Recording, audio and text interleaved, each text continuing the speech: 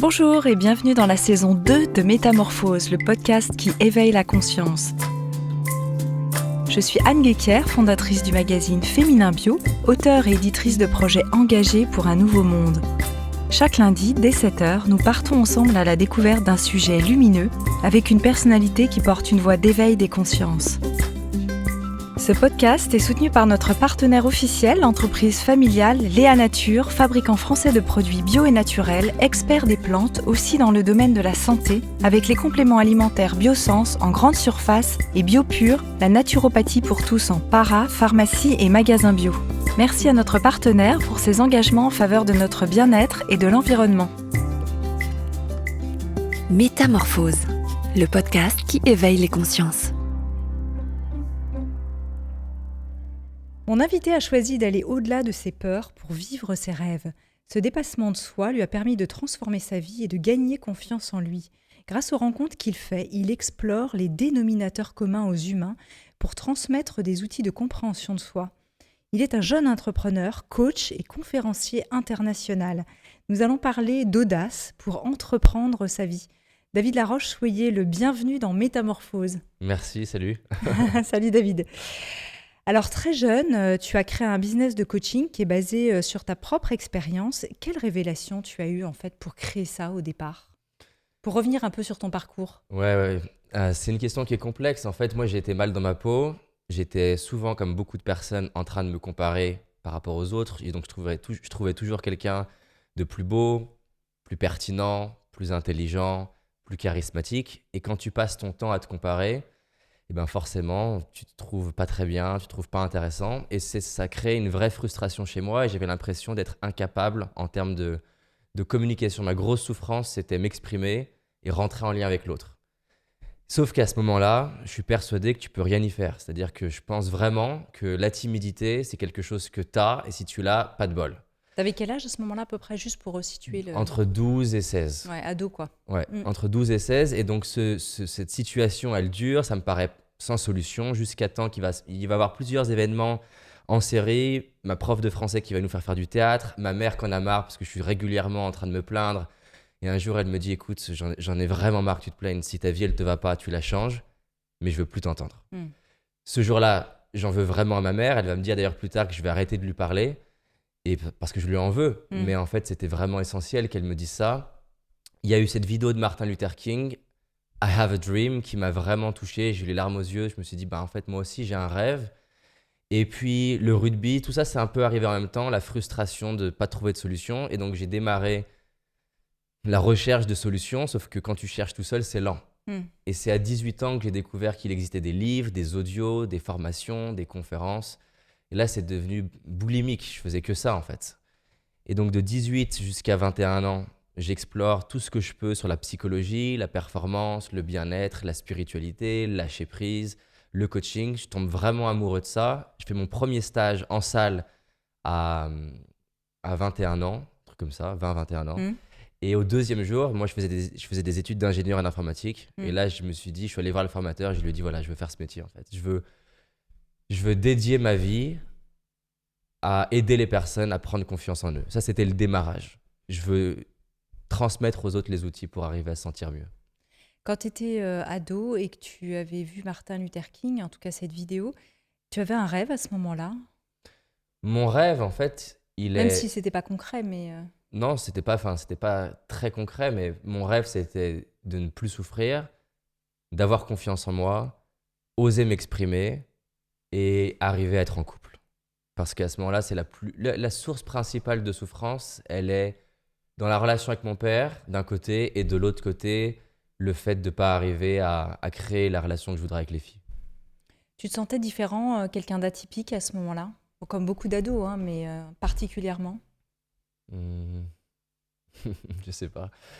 Ce qui est sûr, ce que je peux te dire, c'est que j'ai été enfant unique, même si mes parents ils se sont mis en couple avec d'autres personnes qui avaient des enfants. Donc, j'ai pas eu la vie complètement d'un enfant unique, mais néanmoins, j'étais souvent tout seul, deux parents qui travaillaient beaucoup.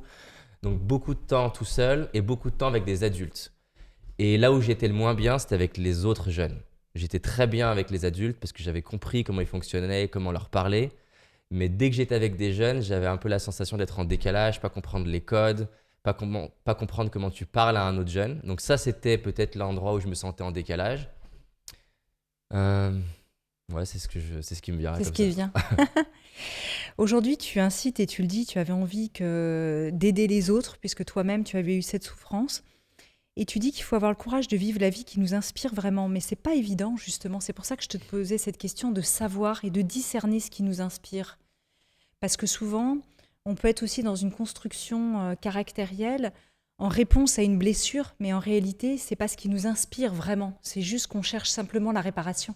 Yes, et c'est pour ça d'ailleurs que je suis très heureux d'ailleurs que tu mettes le mot vraiment, parce que souvent en interview, on me l'enlève. Et pour moi, ce mot vraiment, il est hyper important. C'est pas juste ce qui t'inspire un peu ou juste ce qui inspire les autres, tes parents, la société, les gens autour de toi. Non, c'est ce qui vraiment te nourrit. Est-ce que c'est difficile? C'est super difficile. Maintenant, la bonne nouvelle, c'est que c'est aussi super difficile d'avoir une vie que tu trouves pourrie. Et moi, je suis passé d'avoir une vie qui me correspond pas à me dire, bon, soit tu te suicides, ce qui était vraiment mes pensées de l'époque, soit tu donnes une chance à ta vie. Déjà, au début, la vie qui m'inspire, ça part d'un truc qui est très flou. Je veux être plus heureux, je veux être plus confiant, je veux arriver à m'exprimer. Et après, progressivement, en vivant des expériences, je me rends compte de ce qui me plaît un peu plus et je peux affiner. Moi, ce que je conseille aux gens, c'est pas la pression de tu dois trouver là, maintenant, ce qui t'inspire vraiment. Parce que je pense que tu trouves jamais complètement ce qui t'inspire vraiment. Je pense que tu trouves toujours un peu plus ce qui t'inspire vraiment que l'année dernière ou que la veille. Et c'est ça pour moi la démarche, c'est de dire dans ce que je sais et dans toutes les expériences que j'ai vécues jusqu'à maintenant, dans tout ça, qu'est-ce qui m'inspire le plus? Un petit peu, tu vois, si on prenait l'alimentation, eh ben, tu peux savoir que dans tous les plats que tu connais, il y en a que tu préfères. Ça ne veut pas dire qu'il n'y en a pas un autre que tu ne connais pas, que tu préférerais pas. En fait, l'idée, c'est de dire dans toutes les idées que j'ai, ben, ces 3-4-là, elles m'inspirent, j'en suis sûr. Ces 3-4-là, je ne sais pas si elles m'inspirent parce que je ne les connais pas, mais peut-être.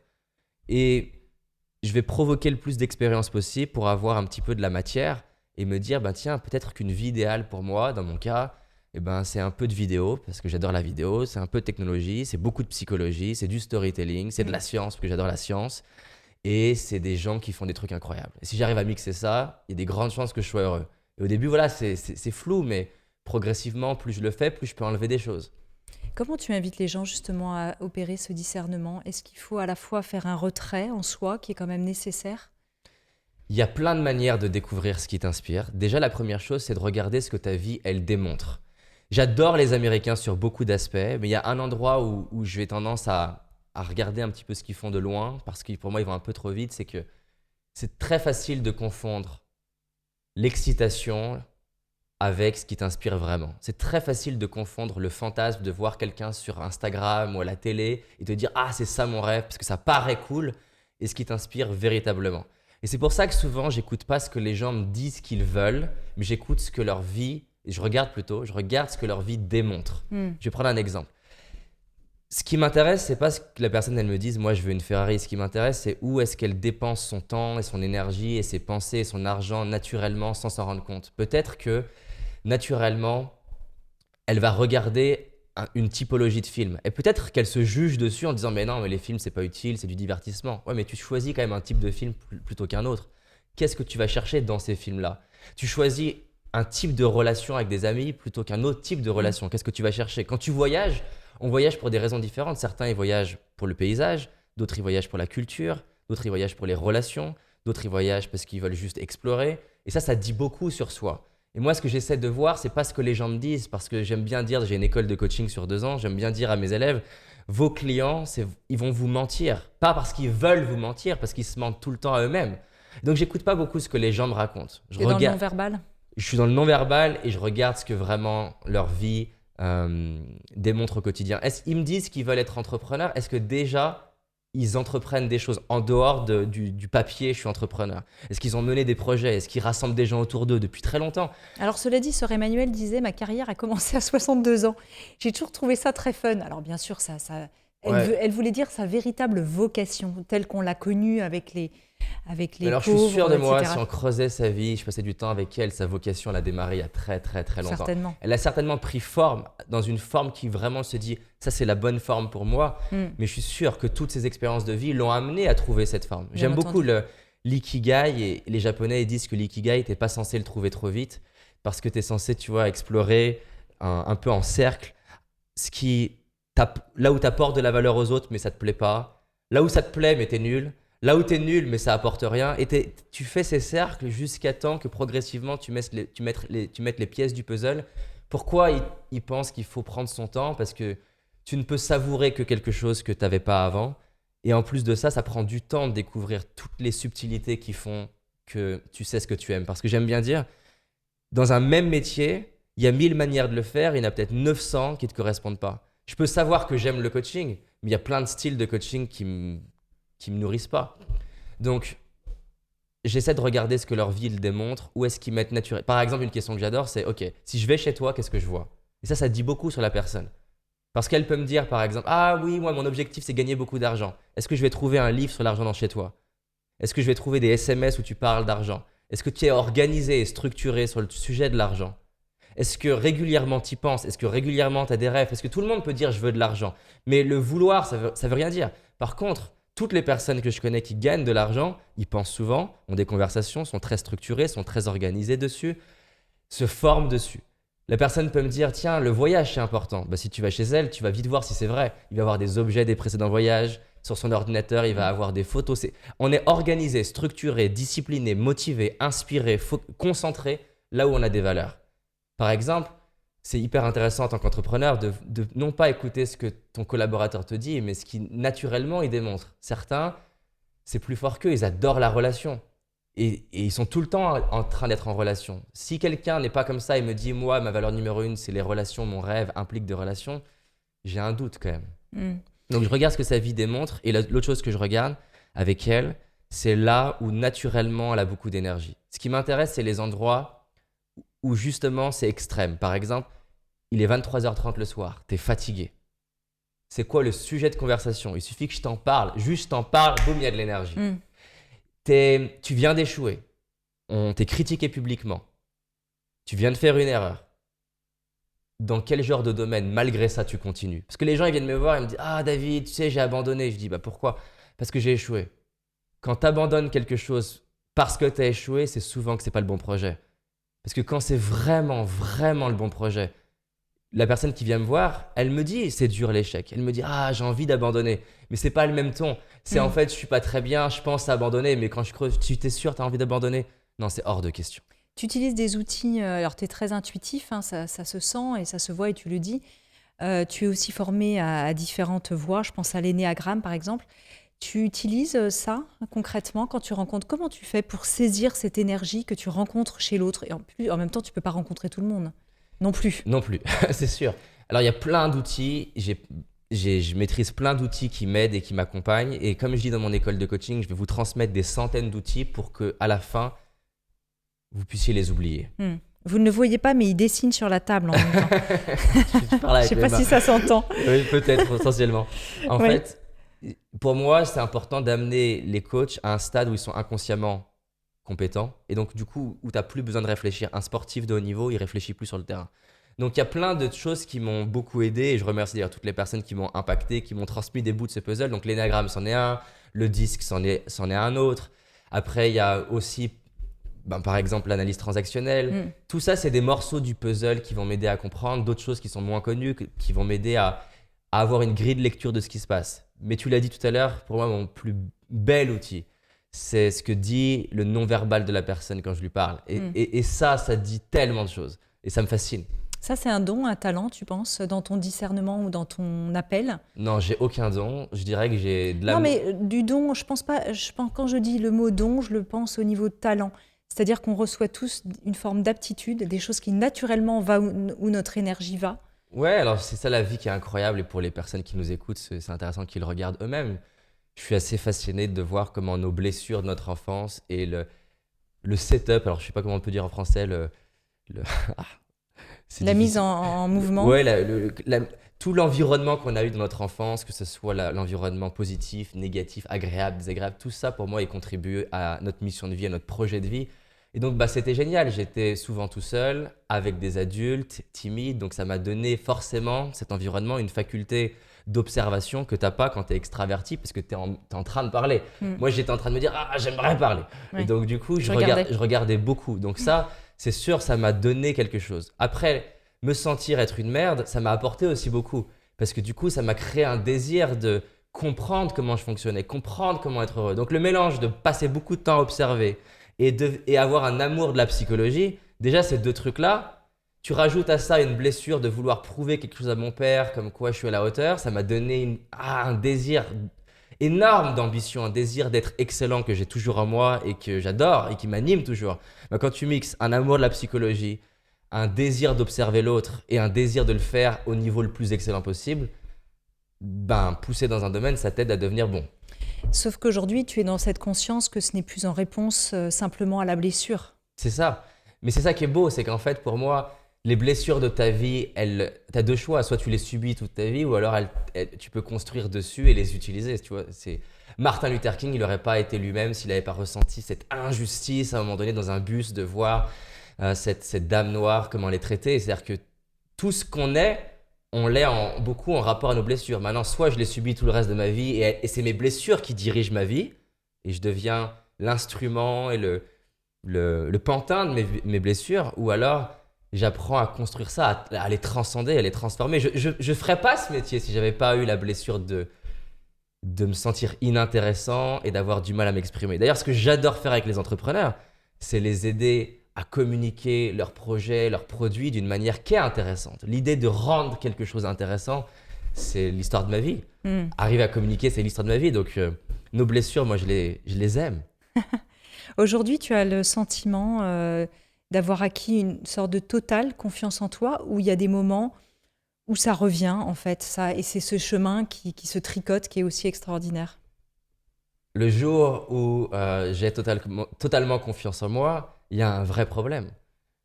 Une personne qui me dit, des fois ça arrive, c'est très rare, hein, mais des personnes des fois qui me disent, tu sais, moi j'ai jamais peur. C'est pas vrai. C'est-à-dire que si t'as jamais peur, il y a un vrai problème. C'est que t'es pas en train de te confronter à un projet qui a vraiment du sens pour toi et que t'as jamais expérimenté. J'ai souvent peur. Je suis souvent pas à l'aise. Et la confiance, le manque de confiance, c'est pas un problème. Donc non, j'ai pas du tout totalement confiance en moi. Ce qui a changé, déjà, c'est de comprendre que ne pas avoir tout le temps confiance, c'est pas un problème. 2, ce qui a changé, c'est le fait que J'accueille ça. J'accueille ça et que j'ai des outils. En fait, la clé, c'est la philosophie du marin. Un bon marin, c'est pas quelqu'un qui garde le cap. Un bon marin, c'est quelqu'un qui reprend le cap. Et donc, c'est pareil avec la confiance ou le stress. La clé, c'est pas de ne pas stresser. La clé, c'est de savoir quoi faire quand t'es stressé. Et donc, je vais ressentir de la peur. Je sais pas. Alors, c'est pas un exemple récent, mais c'est un exemple qui vient de me venir. J'étais à Los Angeles. Je suis dans une salle de sport et il y a Jay-Z, le mari de Beyoncé, qui est là. Là, j'ai ressenti mon cœur qui s'est mis à battre. J'étais tout stressé. Je suis allé lui parler. J'étais pas du tout à l'aise.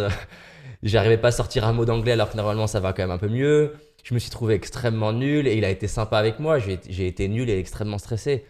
Mais en fait, la vraie victoire, c'est pas est-ce que j'ai été confiant ou pas. La vraie victoire par rapport au David de 15 ans, c'est que le David de 15 ans, 1, il aurait jamais été à Los Angeles. Et 2, il aurait jamais osé lui parler. C'est ça pour moi la victoire. C'est ça la confiance. La confiance, c'est pas. En fait, d'ailleurs, aujourd'hui, je parle de moins en moins de confiance, mais de plus en plus de courage. Parce qu'il y a une étude de Stanford qui a été faite et ils ont étudié les enfants scolairement, qu'est-ce qui impactait le plus leur scolarité et l'après-scolarité.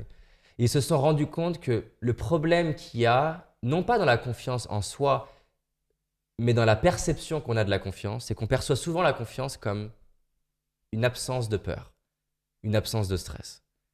Et en fait, ils se sont rendus compte qu'avec le courage, c'était beaucoup plus intéressant parce que dans le courage, il y a un présupposé, c'est que tu as peur. Le courage, c'est pas ne pas avoir peur. Le courage, c'est avoir peur, y aller quand même. Moi, ça m'a beaucoup touché quand j'ai vu cette étude. Elle m'a mis les larmes aux yeux. Ils vont voir les enfants et ils leur expliquent que au moment où tu as peur et que tu oses traverser cette peur, ton cerveau, il croît, il grandit. Et le simple fait d'aider les enfants à comprendre ça, ils observent que dans les jours et les semaines qui suivent, les enfants osent faire des choses qu'ils n'osaient pas faire. Et comment ils la traversent alors, cette peur, justement ? Mais en fait, le simple fait de savoir que ça les sert, ça les aide. Parce qu'avant, ce qui se passe... Ils la reconnaissent ? Ils la reconnaissent, mais surtout, ce qui se joue, c'est que le problème, c'est le cercle vicieux. C'est que je suis un enfant et j'ai envie de lever la main en cours. Je me mets à avoir des palpitations, c'est normal, l'adrénaline monte parce que je vais avoir de l'enjeu. Donc, j'ai mon cœur qui bat, les mains moites, le champ visuel qui change. Et vu qu'on m'a pas expliqué ce que c'était l'adrénaline et qu'elle est inconfortable cette adrénaline, qu'est-ce que je me dis? Je me dis inconfort égale problème. Et donc du coup, je commence à avoir les signaux d'adrénaline et je commence à me dire il y a un truc qui va pas, ça va pas, pourquoi je ressens ça, il y a un problème. Et en fait, le vrai problème, c'est pas mon adrénaline. Le vrai problème, c'est de croire qu'il y a un problème. Après l'explication du neuroscientifique, l'enfant, il se met à stresser et qu'est-ce qu'il se dit? Yes, croissance. Yes, je vais grandir. Yes, je suis courageux. Le simple fait qu'il ait déjà inversé sa perception de adrénaline égale problème à adrénaline égale opportunité à grandir, qu'est-ce qui se passe? Il commence à respirer, à se détendre et du coup, il ose lever la main en cours, il ose parler à cette personne dans sa classe et ça enclenche un cercle vertueux. Et ça vient de quel endroit de lui, à ton avis? Est-ce que ça vient de sa tête ou ça vient de ses émotions? Ça vient de son cœur, de son corps? Cette traversée qu'il conscientise à ce moment-là? Ça vient des deux en fait. C'est-à-dire que, ça vient même des trois parce que en fonction de comment tu te tiens, tu vas pas avoir la même confiance. En fonction de plus ou moins, en fonction de comment tu te connectes à ce qui vraiment est dans ton cœur, tu vas pas non plus avoir le même courage. Et forcément, tes pensées et tes perceptions, elles influencent énormément comment tu te sens. Donc c'est un système. C'est pas. Parce que parfois on sait avec la tête et on essaye d'un seul coup de contrôler en fait ça. Je pense à ton exemple du stress, tiens, sur une scène. Ouais. Le stress arrive et là tu dis oh là là non c'est pas possible, c'est reparti, ça revient. Et je vais avoir tous les signes et en fait et donc ta tête essaye de dire mais non mais traverse cette peur et plus tu te dis ça, plus tu aggraves le problème. Alors il y a deux choses. Déjà, je dirais, si vois tu dis que tu sais, c'est que tu sais pas vraiment. Déjà, c'est que tu l'as internalisé à un certain niveau, mais tu l'as pas internalisé profondément. Non mais là on parlait des enfants par exemple, donc ils le savent peut-être parce qu'on vient de leur dire, mais tu vois comment ils peuvent l'intégrer. En fait, ils l'intègrent parce que c'est juste des niveaux d'intégration. Mais une connaissance, elle t'impacte, même si elle est que mentale. On ne peut pas dire qu'une connaissance ne t'impacte pas du tout. Tu ne peux pas faire un retour en arrière une fois que tu as une connaissance.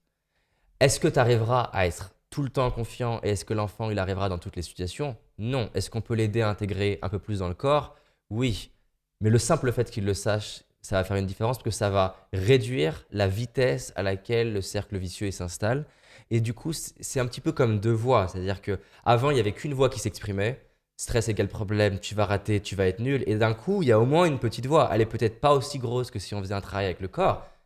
Mais je pourrais pas dire, par exemple, ah non, mais c'est que mental, donc ça sert à rien. Non, non. Le simple fait qu'il ait déjà cette connaissance, la connaissance, ça, c'est une des premières étapes de la transformation. Après, on peut aller plus loin en permettant à la personne de le ressentir plus profondément. Et là, ça va faire une différence plus forte. Mais déjà, la connaissance, elle t'aide. Lire, par exemple, même si c'est souvent qu'intellectuel, lire, ça commence à t'impacter. Et en plus, c'est pas binaire. C'est-à-dire que en passant par la connaissance, une connaissance, elle peut te mettre les larmes aux yeux. Une connaissance, elle peut te remuer et tu peux lire quelque chose de très mental et être pris aux tripes. Donc, c'est pas un dégradé de on passe au mental au cœur. C'est en fait, plus la connaissance te touche, plus tu vas aller vers le cœur. Plus tu engages le corps, plus c'est facile d'aller vers le cœur. C'est pour ça que c'est pour moi un système.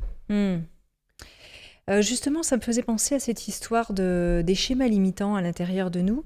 Dans ton observation de coaching des personnes que tu suis, qu'est-ce que tu vois le plus comme schéma limitant à l'intérieur d'Homo sapiens, si je puis dire? Yes, il y en a plein, mais celui qui m'attriste le plus, entre guillemets, parce que il détermine tellement de nos décisions. Enfin, il y en a deux, mais déjà, le premier, c'est à quel point... En fait, il faut comprendre d'où on vient, l'Homo sapiens, justement.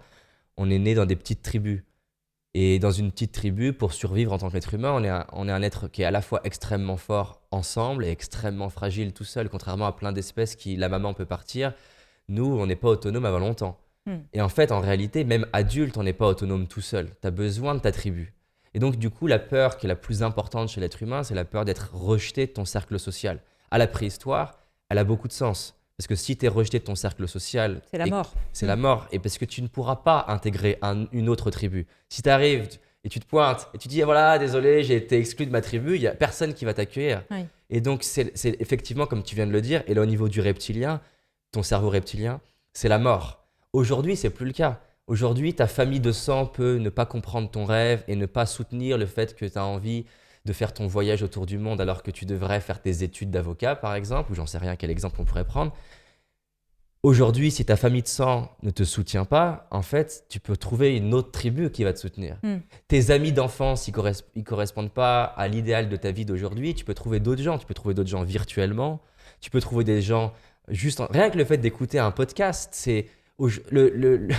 L'homo sapiens de la préhistoire, il n'avait pas cette chance de pouvoir écouter des gens qui disent « Ah, il est comme moi !» Et en plus, il est comme moi avec un peu d'avance. Et se reconnaître dedans. Tu vois, ça, c'est hyper important. Et donc, du coup, là, le biais et la peur que je vois la plus grande, c'est de se plier à la norme sociale dans laquelle j'ai grandi. Une norme sociale qui pouvant être mes amis d'enfance, ma famille, ça peut être ma religion.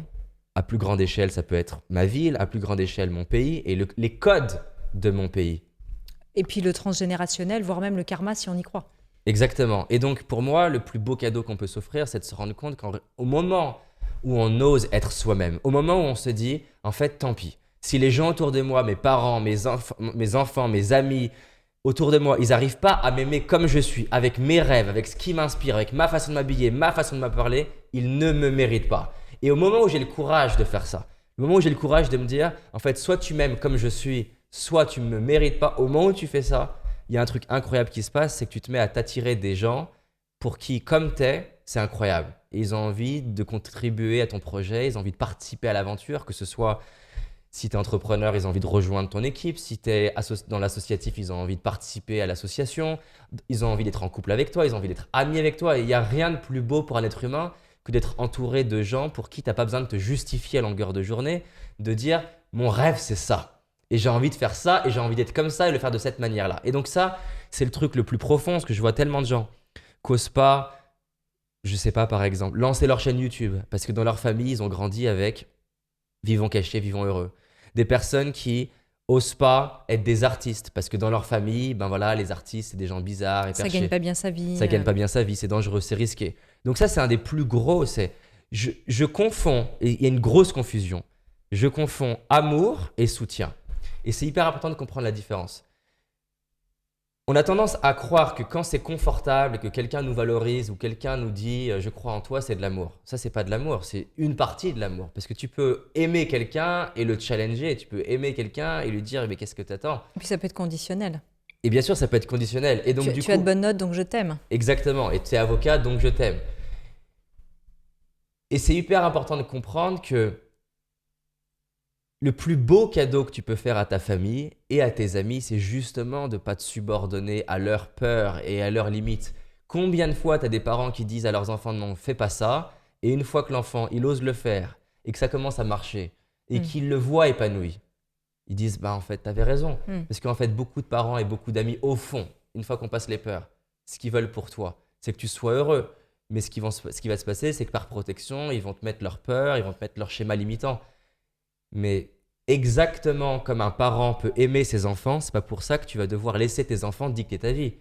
C'est pas parce que ton enfant il comprend pas pourquoi tu vas travailler et qu'il dit maman je t'aime pas parce qu'en fait tu m'abandonnes tous les jours, c'est pas pour ça que tu vas arrêter de travailler, tu vas expliquer à ton enfant. Mais c'est la même chose, c'est pas parce que tes parents, donc là c'est inversé, ils comprennent pas ton projet que tu dois te limiter à ce qu'ils pensent.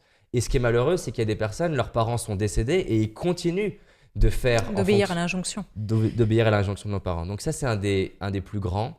C'est important justement de rompre à un moment, alors même si ce n'est pas définitif, mais d'opérer cette bascule, de couper ce cordon ombilical. C'est même pas important, c'est indispensable. Et de toute façon, encore une fois, être aimé par les autres parce que tu te plies à ce qu'ils veulent pour toi, ça veut dire un truc, ils ne t'aiment pas encore. Le seul moyen de savoir que tu es aimé, c'est quand justement tu montres qui t'es. Si demain je parle à ma femme et je lui dis, je sais pas, j'adore le cinéma, je veux faire un documentaire et que pour elle, à partir du moment où c'est mon rêve, elle n'arrive pas à m'aimer, je m'aime trop aujourd'hui pour rester avec quelqu'un pendant des années pour qui mon projet, c'est pas possible. Il y a trop de personnes, on est 7 milliards, je vais pas rester avec des gens autour de moi qui n'arrivent pas à m'aimer comme je suis. C'est pareil dans l'autre sens. Si demain ma femme, elle me dit, je sais pas, je veux faire tel projet dans la spiritualité et que je n'arrive pas à l'aimer comme elle est, bah, je lui souhaite de trouver quelqu'un d'autre que moi. Soit on arrive à construire ensemble et j'arrive à l'aimer comme elle est, avec ce qui est agréable, ce qui est désagréable, ce qui est confortable, ce qui est inconfortable. C'est ça l'amour. Tant que je l'aime parce que c'est confortable, c'est pas de l'amour. C'est de l'addiction. Alors, David Laroche, est-ce qu'on pourrait parler de réussite? Parce que c'est un point dont tu parles beaucoup. Et moi, en fait, je ne sais pas ce que ça veut dire réussir sa vie, parce que finalement, pour moi, ça veut rien dire, en fait. Il n'y a pas de point de référence entre ce qu'est une vie réussie ou pas réussie. Par exemple, si je vais à un enterrement et que j'entends ce qu'on dit sur les gens à la fin d'une vie, c'est vrai on dira assez rarement « Oh, qu'est-ce qu'il était riche, qu'est-ce qu'il était beau ». On dira plutôt Oh, qu'est-ce qu'il avait été bon à ce moment-là. On reconnaît plutôt des qualités finalement humaines plutôt que des valeurs de performance en réalité. Alors j'aimerais vraiment t'entendre sur ce sujet. Yes, c'est une super question. Déjà, en fait, ma définition de la réussite, c'est la définition de la personne que j'ai en face. Et quand je parle de réussite, c'est justement la vie qui l'inspire, elle. Et ça s'arrête là pour moi, la définition de la réussite. C'est ce qui l'inspire. Maintenant, par rapport à ce que tu viens de dire, même si effectivement tu as raison, à la fin de sa vie, c'est pas le compte en banque ou les titres dont on va parler, tu as raison. Néanmoins, ça peut vouloir dire des choses sur les qualités de la personne. C'est-à-dire que la personne qui justement a réussi, je sais pas, à construire une association et qui a aidé, on va prendre un nombre, 1 million d'enfants, bah ça dit des choses sur ses qualités, sur son courage, sur son organisation, sur la capacité qu'elle a eue de communication, d'empathie. Donc, la raison pour laquelle je dis ça, c'est parce que mon entreprise s'appelle Paradox. Et j'ai tendance à être dérangé par les cases. J'ai tendance à être dérangé par le fait de dire, bah, par exemple, il n'y a que l'être qui est important et pas l'avoir, et que le faire qui est important et pas l'être. En fait, pour moi, tout ce qui existe sur cette terre, c'est important. Donc, à Michael Jordan, on pourrait dire, ben, tiens, il a moins accompli qu'une mère Teresa. Bah, ça se discute en fait. Combien d'enfants dont je fais partie ont créé des trucs et a été inspirés parce qu'ils se sont dit, waouh, c'est possible de faire ça. Donc voilà, je suis très sensible aux cases, tout comme je suis très sensible aux personnes qui vont dire, ah, telle personne elle est spirituelle et pas l'autre. Et je dis, mais sur quoi tu te bases en fait? C'est quoi ton critère pour dire. Donc souvent, ma définition de beaucoup de choses, c'est en fonction de l'autre. Donc la réussite pour moi. En fait, on ne peut pas échouer sa vie quelque part, on vit. Non, tu peux pas échouer ta vie. À la limite, le seul moyen de l'échouer, c'est de croire que tu l'échoues. C'est une grosse question de perception. Et c'est d'ailleurs hyper triste. C'est-à-dire qu'il y a comme ça une fois un entrepreneur qui me dit « Ah, ma vie, elle est nulle et je suis un loser. » Et je dis « Ok, comment tu fais pour penser que tu es un loser? Sur quoi tu te bases? C'est quoi tes critères pour penser que tu es un loser ?» Il me dit « Bah voilà, tu vois, j'ai un de mes amis, lui justement, il a une boîte à plusieurs millions d'euros de chiffre d'affaires. » Je dis « Ok, quoi d'autre ?» Il me dit, ben voilà, il a une belle voiture. Ok, quoi d'autre? Ben, il a une grande maison. Ok, quoi d'autre? Et ben, je sais pas, il est en couple. Ok, quoi d'autre? Et il est très connu. Ok, quoi d'autre? Et je lui dis, et toi, t'as quoi? Je lui dis, qu'est-ce que t'as qui est vraiment important pour toi que lui, il a pas?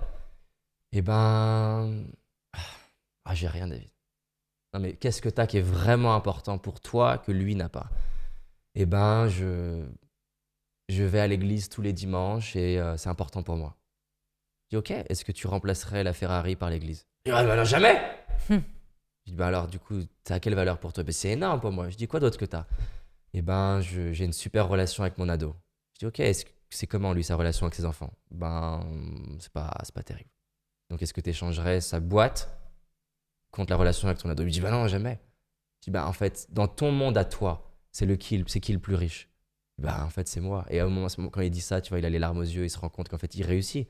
Mais ce qui est beau là-dedans, c'est que si tu demandes à l'autre, eh ben, il y a des chances qu'il échange pas qu'il échange pas sa boîte avec la relation de son fils. En tout cas, s'il est épanoui, il y a des grandes chances que ce soit sa mission de vie. Einstein, il n'avait pas des relations incroyables avec ses enfants. Et la science, c'était depuis, tu vois, le père d'Einstein avait peur pour la scolarité d'Einstein parce que c'était pas incroyable, Einstein. Mais par contre, Einstein, il pouvait avoir des frissons et des larmes aux yeux, pas seulement sur la science, mais quand on parlait de tout objet qui bouge un autre objet sans comprendre ce qui se passe, et le magnétisme.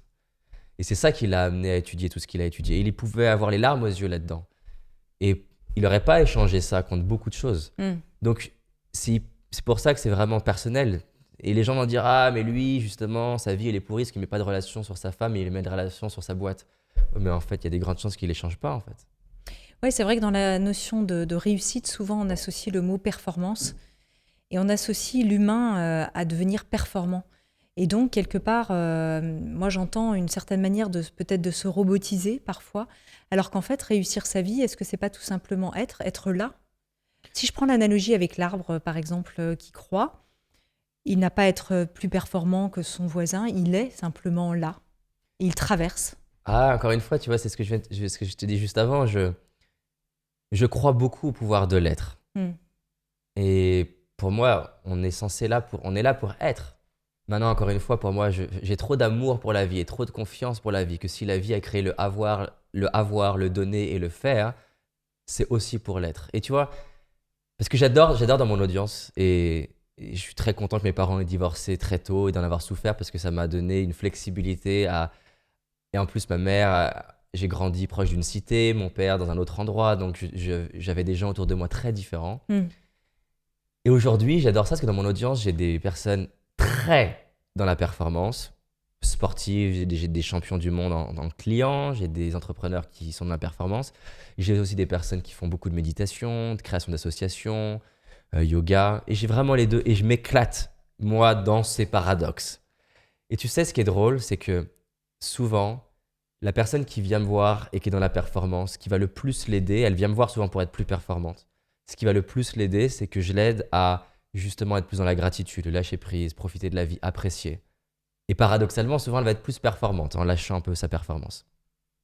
Mais étonnamment, j'ai 50% de mes clients qui sont tellement obsédés à l'être que du coup, ils se disent « Ah non, je vais pas faire ça parce que c'est juste du faire. » Ou alors « Non, je vais pas faire ça parce que c'est pour mon ego. » Et quand je creuse avec eux, je dis « C'est quoi ta plus grosse souffrance ?» Beaucoup d'entre eux me disent « Ah, j'ai l'impression d'avoir un potentiel de dingue à l'intérieur de moi, mais je ne l'exploite pas, je l'exprime pas. » Pourquoi ? Parce qu'en fait, parfois, dans l'illusion de l'ego et dans l'illusion du faire et dans l'illusion de la performance, tu trouves ton être. Et parfois, à vouloir chercher que de l'être, et ben du coup, tu t'empêches plein de choses. Tu te dis « Ah, mais ça se trouve, j'ai envie de faire ma chaîne YouTube. Ah, ouais, mais non, mais c'est peut-être mon ego. » Oui, mais peut-être que le meilleur moyen de le savoir, c'est créer ta chaîne YouTube. Ah, mais j'ai un désir d'être le numéro 1, c'est pas bien. Ah, arrête. T'as envie d'être numéro 1. Peut-être que le plus beau cadeau que tu peux faire à ta spiritualité, va explorer ce que ça fait de vouloir être numéro 1. Va voir les inconvénients, va voir les problèmes d'être numéro 1, va voir tout ce que ça demande d'être numéro 1. C'est d'expérimenter. Et en expérimentant, tu vas trouver ton équilibre. Mais encore une fois, tu vois, c'est comme les personnes, j'avais adoré cette phrase de Deepak Chopra quand je l'avais rencontré, il m'avait dit comme ça, il y a que l'ego qui veut tuer l'ego. Et pour moi, c'est très profond. À vouloir faire que naître, et du coup éliminer la performance, éliminer l'avoir et le faire, tu paradoxalement galères à trouver ton être. C'est comme les personnes qui disent « Moi, je veux trouver que ma mission de vie et je veux éliminer les objectifs. » Non, mais en fait, les objectifs, c'est des fois une super première étape pour trouver ta mission de vie. Et alors qu'on soit d'accord, c'est valable dans l'autre sens. Si t'es que performance et que t'es toujours dans le après, toujours dans le futur, toujours dans le avoir, toujours dans le faire, ta vie, elle est triste. Ta vie, elle est fade. Mais encore une fois, j'ai pas appelé ma boîte paradoxe, tu vois, parce qu'en fait, je crois que le maître maîtrise les opposés. Pour moi, un être humain accompli, c'est pas quelqu'un qui maîtrise que l'être, c'est il maîtrise les 4 verbes, être, donner, faire, avoir. Mais c'est vrai que parfois on peut être, et en ce moment on est beaucoup dans le développement personnel, on peut avoir l'impression d'être dans des injonctions de performance, même à ce niveau-là. Je suis d'accord, mais dans la spiritualité, on est dans des injonctions de l'être. Tout à fait. On est dans les deux, c'est tout le problème du monde extérieur. Et c'est pour ça, moi je crois pas au noir et blanc, je crois au gris, je crois à la nuance. La personne qui vient me voir et qui me dit « Ah, tu sais David, je suis positif, je suis optimiste », bah souvent je l'aide à bosser sur l'intérêt de sa part d'ombre, l'intérêt d'être négative, l'intérêt de s'en vouloir et qu'elle se lâche la grappe. La personne qui vient me voir et qui est en train de se fouetter toute la journée, ben je l'aide à être plus positif envers elle-même. La personne qui veut être performante, je l'aide à aimer quand elle n'est pas performante. La personne qui déteste les gens performants, je l'aide à aimer la part performante en elle. La personne qui veut être au-dessus, je l'aide à aimer le fait qu'elle soit en dessous. La personne qui veut être absolument que humble, souvent ça cache aussi quelque chose qu'elle veut s'empêcher de briller. Au fond, elle le désire et d'ailleurs, elle fait que condamner les gens qui brillent en disant c'est pas bien. Mais pourquoi tu passes ton temps à critiquer des gens ? C'est parce que ça t'attire. Et donc encore une fois, là où j'excelle le mieux, c'est dans la nuance. Là où j'excelle le mieux, c'est dans les opposés. C'est l'incarnation de notre dualité qui est difficile et douloureuse finalement pour nous humains. Yes, et d'accepter tu as ces une polarités. vie de dingue. Exactement, tu viens de poser le truc qui pour moi me fascine le plus. Tu as une vie incroyable quand tu embrasses les polarités, quand tu embrasses les opposés, quand tu embrasses le fait que tu es altruiste, mais sincèrement. Tu es aussi autant altruiste que tu es égoïste. Et d'ailleurs, tu ne peux pas être un bon altruiste sans être suffisamment égoïste. Parce que si tu ne penses pas assez à toi, si tu ne t'occupes pas assez de toi, si tu ne t'occupes pas assez de tes rêves et tes projets, comment tu veux donner ? C'est parce que juste avant que tu arrives, j'ai pris le temps de faire 15 minutes de respiration et de méditation pour penser à moi, que là, j'arrive à être présent pour toi. J'ai fait 15 minutes à penser à moi et puis 30 secondes à me dire, David, ce podcast, oublie pas, c'est pour les autres. Mais si j'étais pas bien, j'arriverais pas à penser aux autres. Et paradoxalement, c'est parce que tu penses suffisamment aux autres que tu arrives à penser à toi. Paradoxalement, quand les gens viennent me voir et qu'ils sont pas bien, souvent à quoi ils pensent trop à eux. Ils sont ah oui mais j'ai divorcé. Et je dis ok. Et on va creuser. Et souvent paradoxalement, ce qui va leur faire sortir de leurs problèmes, c'est de penser aux autres. Et je lui dis est-ce que tu es seul à être divorcé ? Non. Imagine-toi dans 10 ans que ton divorce t'aide à rendre service aux autres. Comment tu te sens avec ça ? Donc je joue énormément avec les paradoxes. Et donc, je joue souvent avec la part que la personne ne veut pas voir. Comment tu arrives à intégrer ça, toi, dans ta vie, justement, cet équilibre entre le retour sur soi, ton intériorité et prendre ce temps dont tu as besoin pour te nourrir et ensuite aller dans le don. Yes. J'essaie de regarder où est-ce que j'ai des addictions. C'est-à-dire, j'essaie de regarder les choses que je fais, non pas par sagesse ou dit autrement par le moi profond, mais que je fais soit par rapport au regard des autres, soit par fierté personnelle. Par exemple ?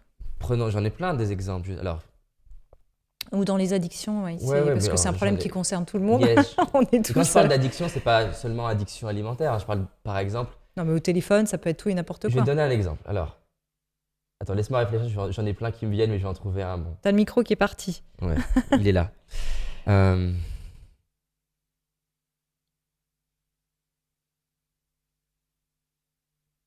Yes, alors je veux en trouver des contre-intuitifs par rapport à ton audience, justement, celles qui font travailler, celles qui font réfléchir.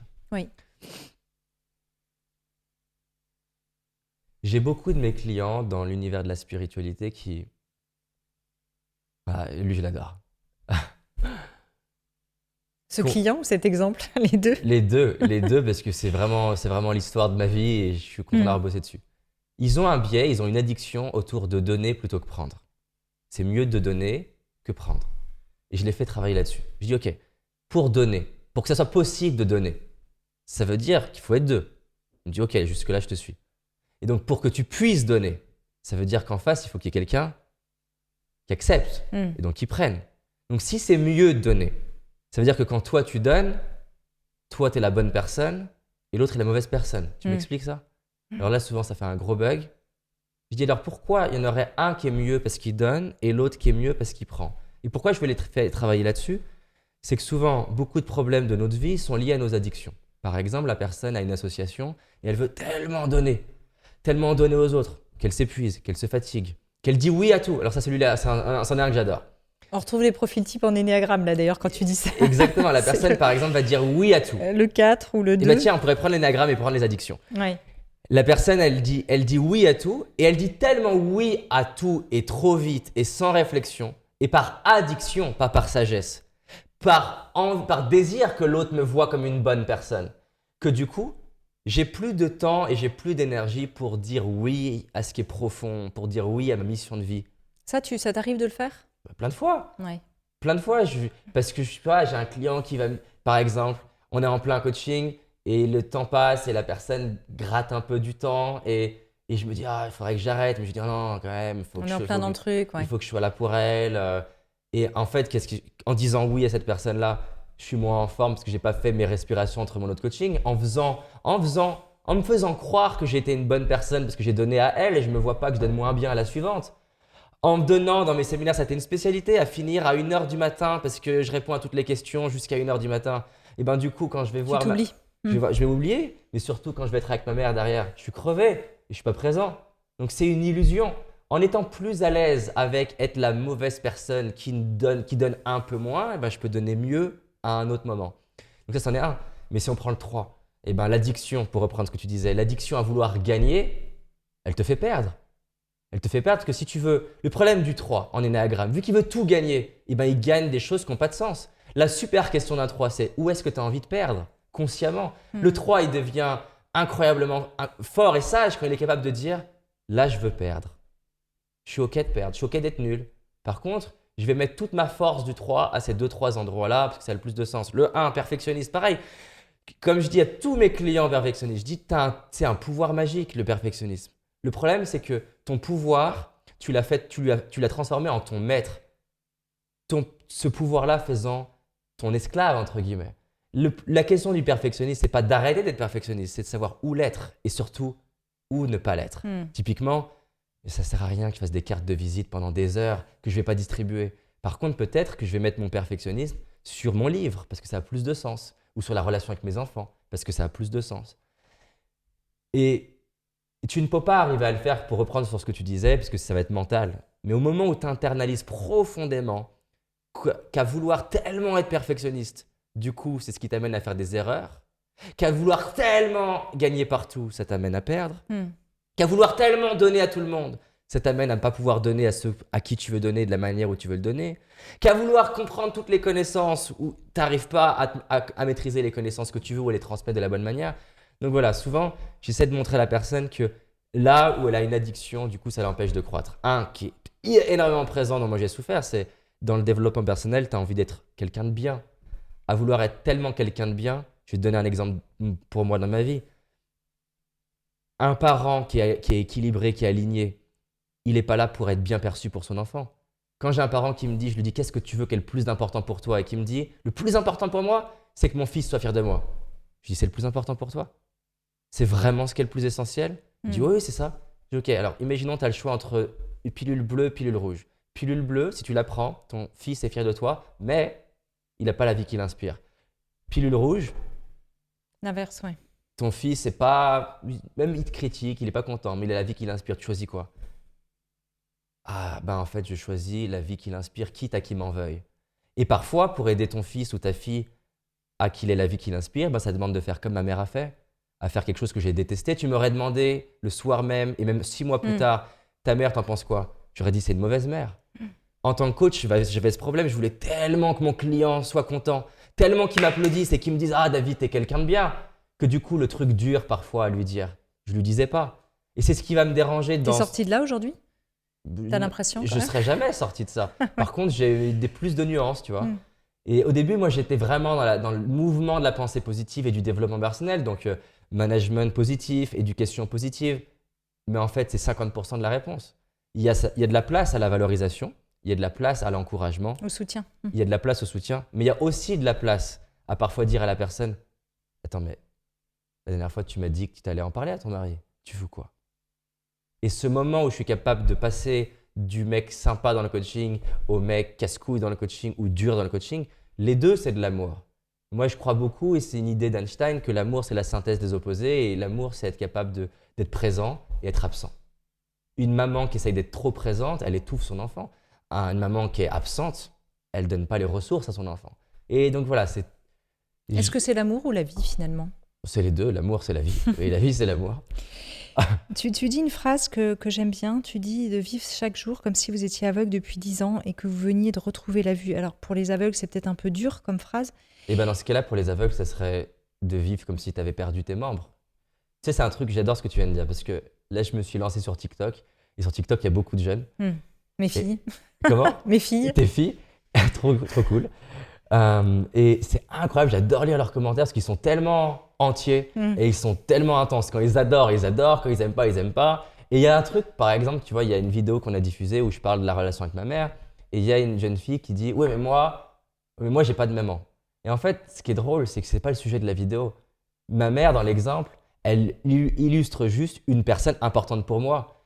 Et via l'exemple de cette jeune fille, ça illustre ce que font beaucoup de gens, c'est que dans le message qu'il y a par la vue, c'est pas la vue le sujet. Je sais bien. Le vrai, je sais que tu sais. C'est le petit prince. Le sujet, c'est ça. Le sujet, c'est qu'est-ce que t'as tellement au quotidien que tu réalises plus que t'as. Et pour répondre à ta question, mais moi, je suis le premier à oublier ce que j'ai. Je suis le premier à me dire, ah, il faut que je réalise ça. Je dirais, attends, David, tout va bien, tu vois. Et oui, donc je te laisse continuer, mais j'adore cet exemple pour me rappeler de ce que j'ai. Oui, mais justement, c'était ça, comment nourrir ça au quotidien? C'était ça la question, dans cette gratitude, parce que c'est vrai qu'un avantage acquis et puis un avantage, on oublie en fait ce qu'on a de bon, ce qu'on a de beau, et on oublie cet émerveillement finalement d'être en vie, d'être là, de voir, je sais pas, le sourire de quelqu'un, une émotion, c'est rien. Yes. En fait, c'est comme se brosser les dents, tu vois. C'est que se brosser les dents une seule fois, malheureusement, ça suffit pas. Et enfin, en tout cas, il y en a qui ont essayé, ça suffit pas. En général, non. Et voilà. Et tes parents, en fait, en tout cas, s'ils ont contribué, ils t'ont aidé à en faire un automatisme. Et je pense que c'est la même chose. La gratitude d'un jour, c'est top. Mais l'idée, c'est d'en faire une. Ben, c'est comme te brosser les dents, en fait. C'est de faire l'exercice, de ritualiser l'exercice. Et pourquoi pas de t'aider à ritualiser l'exercice par des post-it, par qui tu côtoies, par du ludique, par le fait de dire à table à tes enfants, alors c'est quoi votre kiff du jour? Il y a plein de manières de rendre ça ludique. Et ben de ritualiser, parce que l'avantage du rituel, c'est qu'une fois qu'il est installé, c'est qu'il est automatique et donc sans effort et sans réflexion, ben c'est de ritualiser des moments où tu arrives à te rappeler ce que ça donnerait si on t'enlevait ce qui est précieux pour toi. Et faire l'exercice d'imaginer vraiment, tiens, et si je perdais ma femme? Et pas suffisamment longtemps pour te stresser, juste suffisamment longtemps, quelques secondes pour te dire, allez là, c'est cool quand même. C'est ça. Parfois, on a la valeur des choses, effectivement, quand on les a perdues, hélas. Yes, ça met en relief. Et c'est l'intérêt de perdre. L'intérêt de perdre des choses dans notre vie, c'est de nous rappeler ce que ça donne quand on les avait et donc de profiter de ce qui reste. Cette impermanence, cette conscience de l'impermanence est importante. Ah, pour moi, elle est essentielle. Et d'ailleurs, j'aime beaucoup cette loi en chimie. Je me souviens plus, c'est Lavoisier peut-être. Je dis peut-être une bêtise. En tout cas, cette loi en chimie, rien ne se perd, rien ne se crée, tout se transforme. J'adore ça parce qu'en fait, la source de la souffrance, c'est l'illusion que tu es en train de perdre. L'illusion que tu as plus d'inconvénients que d'avantages. Pourquoi tu es triste? Tu es triste parce que tu perçois que tu perds. C'est pour ça qu'on a un deuil. On perçoit qu'on perd. Mais au moment où tu es capable de voir, non pas que tu ne perds pas, parce que tu perds réellement. Si tu perds un proche ou tu perds une opportunité, tu as de la tristesse, c'est normal, tu vois ce que tu perds. Mais au moment où tu es capable de voir ce que tu gagnes dans cette perte, au moment où ton esprit y voit la symétrie, il voit autant ce qu'il perd et ce qu'il gagne, tu as les larmes aux yeux et tu t'ouvres ton cœur. Dieu, il est symbolisé par un cercle parce qu'il est symétrique. Et au moment où tu es capable de voir dans ce que tu perds, ce que tu gagnes, dans un échec, comment ça te fait, ça t'aide à la prochaine victoire, dans une erreur, comment ça te permet de te parfaire. Au moment où tu vois cet équilibre, tu touches à ton cœur. C'est pour ça qu'il n'y a rien de plus beau que d'arriver à aimer ses blessures de son enfance. Il n'y a rien de plus beau que d'arriver à aimer son divorce. Rien de plus beau que d'aimer un événement difficile, même si parfois ça met plusieurs années. Mais au moment où tu arrives à aimer ça, c'est dingue l'énergie que tu as. C'est d'ailleurs pour moi les coachings que j'adore le plus, qui donnent le plus de sens à ma vie et où je me sens tellement vivant, c'est quand j'aide une personne qui est bloquée depuis 3, 5, 10, 30 ans sur un événement qui lui est arrivé, la perte d'un enfant, un viol, un licenciement, une faillite, et elle est chargée émotionnellement depuis des années. Pour moi, le plus gros kiff de ma vie, c'est le moment où j'arrive à l'aider et qu'elle veut bien que je l'aide.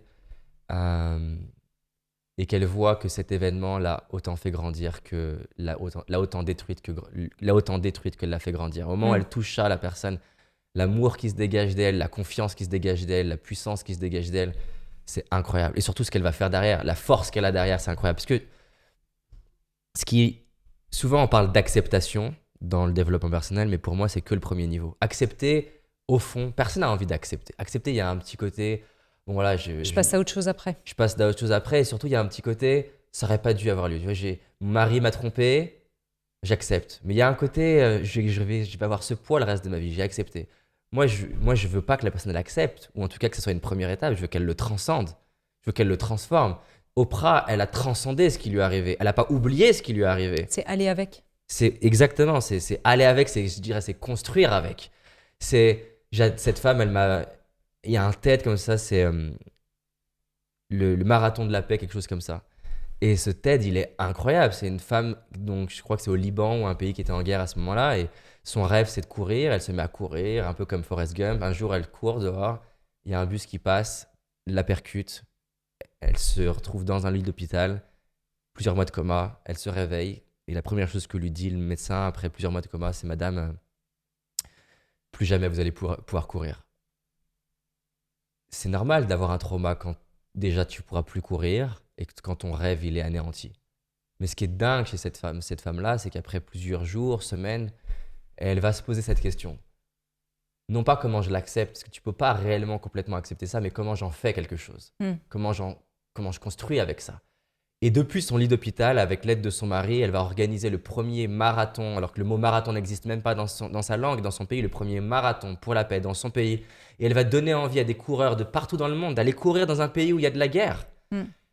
Et au point que quand elle fait son TED, c'est qu'elle a construit tellement grâce à cet événement difficile que ça devient même presque compliqué de lui enlever de sa vie. Tu vois, j'ai un jeune qui est venu me voir comme ça il y a maintenant 7-8 ans, il s'appelle Baptiste. Il a eu un accident de moto à 18 ans, il a perdu l'usage de 70% de son corps, il est venu me voir. Je lui ai dit, écoute Baptiste, moi je suis personne pour te donner des conseils et te dire comment tu devrais réagir. Parce que moi j'ai tout mon corps, je suis aucune prétention de faire mieux que toi. Par contre, je peux te dire 2 choses. Ce que je peux te dire, c'est qu'il existe des gens sur cette terre qui ont vécu la même chose que toi, et voire pire. Et qui aujourd'hui même, maintenant, pendant que je te parle, sont plus heureux que la plupart des gens sur cette terre. Il existe des gens comme ça qui ont même créé des choses qu'ils n'auraient jamais créées sans ça. Moi, aujourd'hui, tu as 2 choix en fait. Soit tu finis le reste de ta vie avec cette idée que parce que tu as cet handicap, ta vie va être horrible et personne ne pourra te juger sur cette terre si tu fais ça. Certainement pas moi, qui suis valide. Et tu as un autre choix qui est d'utiliser cet événement-là comme une ressource, comme une force, de prendre la colère que tu as, parce qu'il était en colère d'avoir vécu ça, de prendre cette colère, la même colère que tu sens dans Martin Luther King quand il parle, il n'est pas en mode joyeux quand il parle, mais il a donné une direction à sa colère, plutôt que de la diriger contre lui, il a donné un projet à sa colère. Aujourd'hui, c'est dingue Baptiste, comment il a transformé sa vie. Aujourd'hui, ça fait maintenant 3 ans, il a participé à mon école de coaching, l'impact qu'il a quand tu le vois passer sur scène, rien que de t'en parler, là j'ai des frissons. Et je lui dis, t'es mon mentor. Parce que moi, quand je lui ai dit ça, c'était sans prétention de faire pareil. Et je lui ai dit, je me souhaite, si je vivais la même chose que toi, d'avoir autant de courage. Et d'ailleurs, des fois où je vais dire, ah, la vie, elle est dure, et je pense à lui, et je lui dis, ah, il l'a fait. Et pour moi, c'est ça. Il était ce mentor aussi pour toi. Toutes les personnes que j'accompagne, c'est mes mentors, parce que à chaque fois, je leur dis, écoute, moi, je vais t'accompagner du mieux que je peux, mais je ne sais pas si je ferais mieux que toi si j'étais à ta place. Par contre, j'ai plein d'outils, je vais tout donner, et je sais que c'est possible. Et on ne grandit qu'avec l'autre. Je ne sais pas si on grandit qu'avec l'autre, mais en tout cas, on grandit beaucoup avec l'autre. Mais les gens que j'accompagne, ils me donnent des leçons de vie, en fait, de comment... Je ne sais pas, ça va être la personne qui ose parler sur scène de son viol pour la première fois de sa vie devant 300 personnes. Il y a eu un événement, on était 1000 dans la salle, et il y a une dame qui a levé la main, elle a osé parler pour la première fois de sa vie de son inceste. Et je lui ai proposé, si elle le voulait, d'être accompagnée sur ça. Et c'était dingue ce qui s'est passé. Parce que... C'est des trans-actes, oui. Mais surtout, ce qui s'est passé que je ne m'attendais pas, c'est que... Donc, je ne sais pas combien de temps ça a duré, 1 heure, 1 heure et demie. À la fin, elle avait vraiment beaucoup de gratitude, d'amour. Et du coup, je ne sais plus si c'est elle ou si c'est moi, j'ai demandé dans la salle qui d'autre a vécu ce genre d'événement. Et il y a au moins un tiers sur 1000 personnes. Au moins un tiers, dont beaucoup de femmes, clairement, qui ont levé la main, dont plein de femmes qui n'avaient jamais parlé de leur vie, qui ont levé la main. Moi aussi, j'ai vécu ça. Et c'était dingue ce qui s'est passé parce que du coup, elles se sont levées, elles sont montées sur scène, elles se sont prises dans les bras. Il y a eu un moment de guérison dans la salle qui était surréaliste. La guérison par la libération de la parole aussi. C'est ça. Et... T'es ému d'ailleurs en le disant, tu le revis, la scène. Je suis ému pour plein de raisons. Je suis ému parce que déjà, elle a eu le courage d'en parler. Moi, ça m'inspire parce que je ne sais pas si j'aurais eu ce courage-là. Je suis ému parce que quand tu transformes ta vie, et les gens ne le réalisent même pas, mais quand tu transformes ta vie, ça impacte d'autres personnes. Même si tu ne le veux pas, elle n'avait pas prévu que... Elle l'a fait pour elle-même. Encore une fois, je reviens sur ce que je disais. Elle l'a fait par égoïsme. Mais tu as 300 personnes dans la salle qui ont été directement impactées. C'était fou ce moment-là. Comment tu as fait de ton hypersensibilité, ce sera une de mes dernières questions, parce que ça fait presque 1 heure qu'on parle, de ton hypersensibilité, une force justement chez toi, ce que je ressens. Yes, pour moi en fait, la clé c'est dans ce que je viens de dire juste avant. C'est la direction que tu donnes à ce qui se passe. La sensibilité, c'est ton pire ennemi si tu sais pas quoi en faire. Mais c'est comme tout ce que j'ai dit avant avec le perfectionnisme ou la performance. Tout est un pouvoir si tu lui donnes une direction. Et donc la sensibilité, c'est pareil. Moi, effectivement, j'arrivais pas trop à gérer mes émotions et je le vivais mal. Et Mais ma sensibilité, jamais je voudrais qu'on m'enlève ça.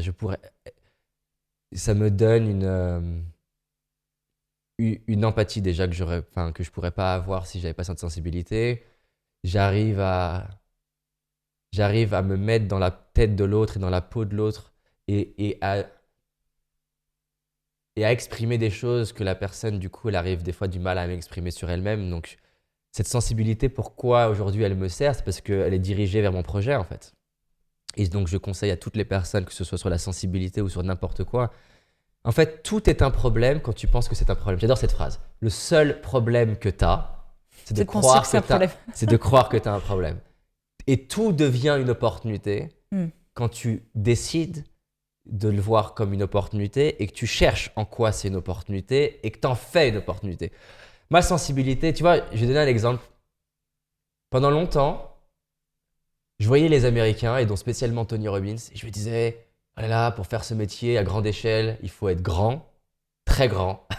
Il l'est, oui, en effet. Il faut avoir une voix de radio bien grave, que j'ai pas à son niveau en tout cas. Et il faut avoir ce corps, cette tête, et je me disais, il faut être américain. Et forcément, bah, quand tu te compares à ça, et en plus c'est des trucs où tu peux bosser, c'est pas une question de bosser là, c'est une question de génétique. Et une fois, j'ai un client qui vient me voir et il me fait tu sais ce que j'adore chez toi, David? Je dis bah non, dis-moi. Il me dit parce que tu vois, au moins avec toi, je me dis que si tu as pu le faire, moi je peux le faire. Et j'ai rigolé parce que c'est le genre de phrase que pour beaucoup de gens, ils pourraient vivre ça comme une attaque. Parce qu'en creusant, il me disait voilà, bah, t'es pas aussi grand, t'es pas aussi, je sais pas, aussi puissant, etc. Et il me dit au moins, j'arrive à me reconnaître en toi. Et pour moi, ça, c'est l'illustration même que qui on est peut rendre service. Et donc c'est pareil avec la sensibilité. Ma sensibilité, ça m'arrive de pleurer plein de fois dans mes séminaires, quasiment tous mes séminaires d'ailleurs. Je pleure moins dans mes conférences que je sais pas, l'adrénaline d'avoir 1 heure et demie me permet. J'arrive moins à lâcher prise et. C'est plus galvanisant. Ouais, c'est plus comme la scène, comme un one-man show. Mais dans les séminaires, il n'y a pas un moment où je pleure pas. Et cette sensibilité, elle connecte avec les gens. Il y a des études d'ailleurs qui montrent qu'il y a rien de pire pour la prise de parole que d'être trop confiant. Et que le stress te permet de créer de l'empathie chez l'autre. Tu vois, souvent je dis, parce que les gens ils viennent, ils veulent être totalement confiants. Je dis, mais en fait, t'aimerais vraiment être Ken de Ken et Barbie, tu vois? Le mec qui est tout le temps confiant, il peut nager, rester coiffé. Personne rêve d'être Ken, tu vois? Pixar, qui a passé du temps à étudier comment tu construis un personnage, ils se sont rendus compte quand ils ont. C'était donc Disney quand ils faisaient. C'était Pixar ou Disney? Je pense peut-être les deux d'ailleurs, ensemble, parce qu'ils sont mélangés maintenant. Quand ils ont fait Toy Story et qu'ils ont fait les premiers. Je sais plus comment on appelle ça, là, ils prennent des salles et tu vas voter pour le film avant qu'il soit diffusé à grande échelle. Il fallait des anti-héros. Voilà, les gens disaient. C'est même pas seulement des anti-héros. Non, c'est plus fin que ça. Les gens disaient, ah, il est bien, mais moi, j'aime pas. Ils comprenaient pas pourquoi le film était dingue visuellement pour l'époque. Et en fait, les héros, c'était pas les anti-héros. Les héros, ils étaient trop parfaits. Ouais, c'est ça, il n'avait pas de faille. C'est la fameuse quête du héros, le héros qui chute Exactement. à un moment donné de son histoire. Et donc ta sensibilité, ça te fait de toi un héros. Cette dernière question, quel est ton rêve aujourd'hui pour toi et pour le collectif? On vit à un moment qui est quand même très particulier dans l'histoire. Dans un podcast, mon ami Mathieu Baudin parlait de cette grande métamorphose.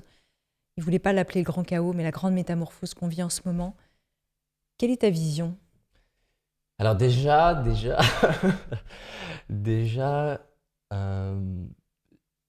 le chaos, c'est beau quelque part.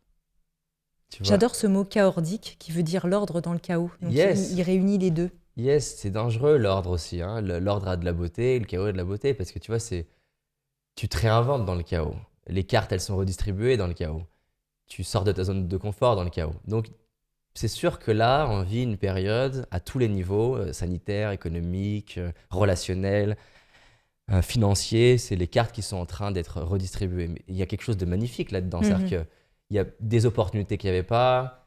C'est vraiment incroyable pour plein de gens. Maintenant, tu as dit quelque chose au début de ta question. Je me suis dit que j'avais envie de partager quelque chose. Sur le rêve, en fait. Ton rêve personnel et pour le collectif aussi. En ce moment, mon plus grand rêve, j'en ai plein, mais mon plus grand rêve en ce moment, c'est, en fait, c'est assez drôle parce que donc, si on fait le parallèle avec ta première question qui est mon histoire, ma blessure évidente, c'était d'être reconnu. Ça m'a amené à faire plein de choses pour être reconnu. Tu vois, créer une chaîne YouTube à mon nom, mettre ma tête partout. Ça m'a amené à faire plein de trucs. Et encore une fois, hein, ça a servi à plein de gens que je fasse ça. Mais j'ai vécu mon délire de reconnaissance. Et donc ça, c'était, on va dire, 20-30 ans. Là, j'ai 31 ans. Mon prochain délire, et qui est important pour moi, c'est mon rêve en ce moment le plus important, c'est que j'aime bien dire, j'ai passé les 10 premières années à faire tout pour qu'on parle de moi.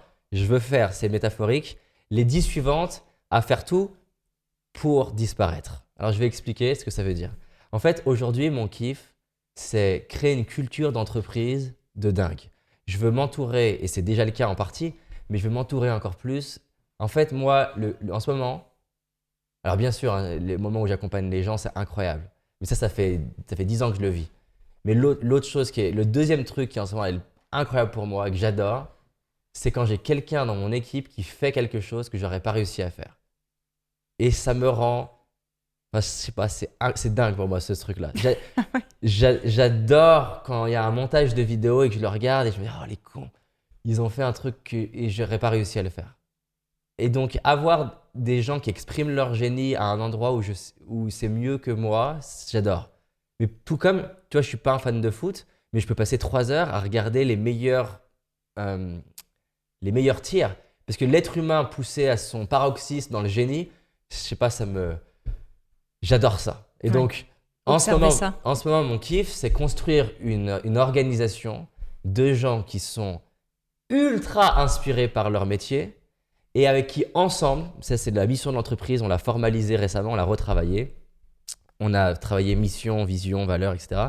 Et donc, je veux rendre en ce moment, à l'échelle mondiale, la psychologie et le coaching, et surtout la maîtrise de soi, aussi sexy et cool que de courir avec une paire de Nike. Je veux rendre aussi cool de travailler sur soi et d'apprendre à gérer ses émotions que de regarder Netflix. Ça, c'est la mission. Et la vision, pour laquelle tous ensemble, c'est pour ça que j'ai besoin de personne, je veux arriver à qu'on éradique le syndrome bien trop courant de finir sa vie avec des regrets. Et je veux voir des gens avec des étincelles dans leurs yeux. Merci David pour ce partage authentique, sincère. Et pour ces outils, pour cet échange. Alors ta prochaine conférence justement sera sur ce sujet dont tu viens de parler, entrepreneur d'exception, c'est ça ? Alors laquelle, ça va être... Je parle de celle à Paris les 16 et 17 janvier prochains. Avec le Covid, je t'avoue que je ne sais pas ce qui est mes prochains événements. Alors tu la feras peut-être sinon par les réseaux. Yes, on est en train de... En fait, c'est assez génial ce qui s'est passé. J'ai une école de coaching, comme je disais, sur 2 ans. Et donc, quand il y a eu le Covid, on s'est dit, ah mince, parce que c'est une chose de ne pas pouvoir organiser les événements que tu n'as pas vendus, mais c'est encore un autre problème de donner la valeur que tu as vendue. C'est-à-dire que les gens qui se sont inscrits pour 2 ans, tu ne peux pas leur dire, on va attendre le Covid. Et là, je remercie l'équipe parce qu'elle a fait un boulot incroyable. Au dernier module de l'école, il y avait les Belges, les Suisses, les Canadiens, Afrique du Nord et toutes les îles qui ne pouvaient pas être là du coup. Et donc du coup, on a fait pour la première fois un module où il y avait une partie des participants qui étaient dans la salle et une partie qui était sur Zoom. On a mis des écrans de partout, des caméras. Et en fait, au final, on a des participants qui nous ont dit qu'ils n'étaient pas là.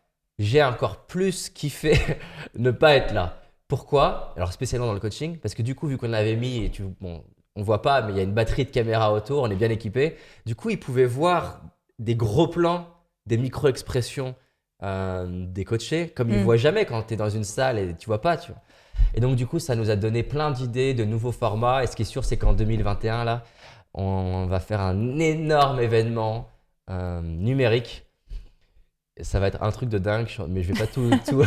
En tout cas, ça te fait sourire, ça a l'air de te faire kiffer. Donc, on peut te retrouver évidemment sur les réseaux sociaux, sur ta chaîne YouTube et sur le site internet davidlaroche.fr. David, merci infiniment. Yes, et d'ailleurs, cet événement, il va être plus en lien, je pense, avec ce que aime ton audience, parce que ça va être plus autour de l'être, justement, et de vivre la vie qui nous inspire vraiment. Entrepreneur d'exception, c'est fait pour les gens qui veulent entreprendre et bâtir leur entreprise, même s'il y a de plus en plus de gens qui veulent faire ça. Qui des fois me dérange aussi parce que je pense qu'il y en a qui confondent la mode et leurs vrais rêves. Mais voilà, j'ai cet événement, mais surtout, je pense que ce qui va correspondre plus aux gens, c'est l'idée d'aller vivre la vie qui les inspire vraiment. Merci. Merci de nous avoir écoutés. Découvrez en avant-première la personnalité de la semaine sur le compte Instagram Métamorphose Podcast. Si vous aimez ce podcast, favorisez sa diffusion en lui donnant 5 étoiles sur Apple Podcast ou sur votre plateforme de podcast préférée. Et surtout, abonnez-vous pour suivre tous les épisodes gratuitement. Merci beaucoup à notre partenaire Léa Nature, une entreprise engagée de nature depuis 27 ans. Premier fabricant français indépendant de produits bio et naturels en alimentaire, cosmétiques, diététique et santé. Je rappelle que les marques bio du groupe Léa Nature reversent 1% de leur chiffre d'affaires pour la planète. Métamorphose, le podcast qui éveille les consciences.